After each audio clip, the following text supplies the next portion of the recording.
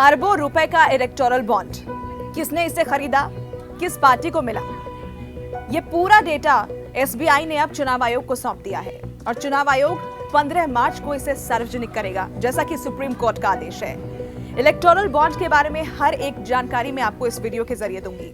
ये भी बताऊंगी कि इसे कब लाया गया, क्यों लाया गया, इसमें एसबीआई का क्या रोल है, सुप्रीम कोर्ट ने एसबीआई को फटकार क्यों लगाई और अब इलेक्शन कमीशन का क्या रोल होने वाला है, 15 मार्च को क्या होने वाला है। ये एक एक बात मैं आपको इस वीडियो के जरिए अगले कुछ मिनटों में समझाऊंगी, इसलिए वीडियो को अंत तक जरूर देखिएगा। सबसे पहले अपडेट आपको दे देते हैं। अपडेट ये है कि एसबीआई ने सुप्रीम कोर्ट से ये कहा था कि उसे 30 जून तक का वक्त चाहिए। 30 जून तक का वक्त इसलिए क्योंकि जो डेटा है वो कोडेड है और उसे डिकोड करके मुहैया कराने में समय लगेगा। लेकिन सुप्रीम कोर्ट ने कड़ी फटकार लगाई, एसबीआई से ये कहा कि आप बीते दिनों से कर क्या रहे थे, 26 दिन हो गए, आपने अभी तक कोई डेटा सार्वजनिक क्यों नहीं किया। और फिर तारीख दी गई 12 मार्च की। कहा यह गया कि 12 मार्च को शाम होते होते आपको पूरा डेटा इलेक्शन कमीशन को देना है और इलेक्शन कमीशन 15 मार्च को उसे सार्वजनिक करेगा, अपनी वेबसाइट पर पब्लिश करेगा।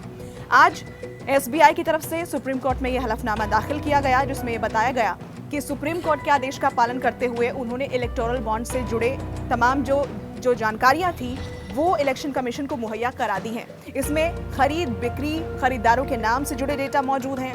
अब तक यानी कि 2018 में जब से इलेक्टोरल बॉन्ड आया तब से लेकर 15 फरवरी 2024 तक की तारीख, जब तक इसे असंवैधानिक करार नहीं दे दिया गया था, उस दिन तक जितने भी बॉन्ड्स खरीदे गए उससे जुड़ी एक एक जानकारी यहाँ दी गई है। और ये जानकारी 2 पीडीएफ फाइल और एक पेन ड्राइव में मौजूद है, जो कि इलेक्शन कमीशन को मुहैया करा दिया गया है। लिफाफे के अंदर है और ये तमाम जो फाइल्स हैं वो पासवर्ड प्रोटेक्टेड भी हैं।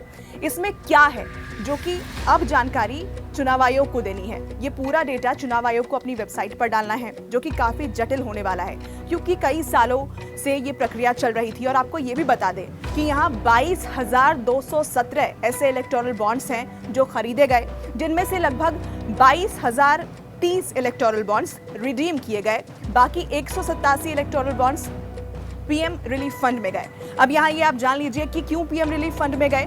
इसे आप ऐसे समझिए कि आपके पास कोई वाउचर है, उसे आपको रिडीम करना है और आपके पास 30 दिन की मोहलत है। 30 दिन के अंदर अगर आपने उसे रिडीम नहीं किया तो वो एक्सपायर हो जाता है।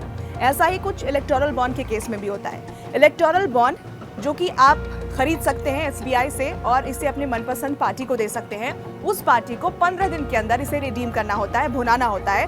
और अगर ऐसा नहीं करती हैं पार्टियां तो सीधे वो जो इलेक्टोरल बॉन्ड है उसकी जितनी भी रकम होगी वो पीएम रिलीफ फंड में चली जाती है। और ऐसा 187 बॉन्ड्स के साथ हुआ है। अब जरा बैकग्राउंडर में चलते हैं, आपको ये बताएं कि आखिर इलेक्टोरल बॉन्ड लाया क्यों गया था, क्या इसके पीछे कारण था और विवाद क्यों हुआ।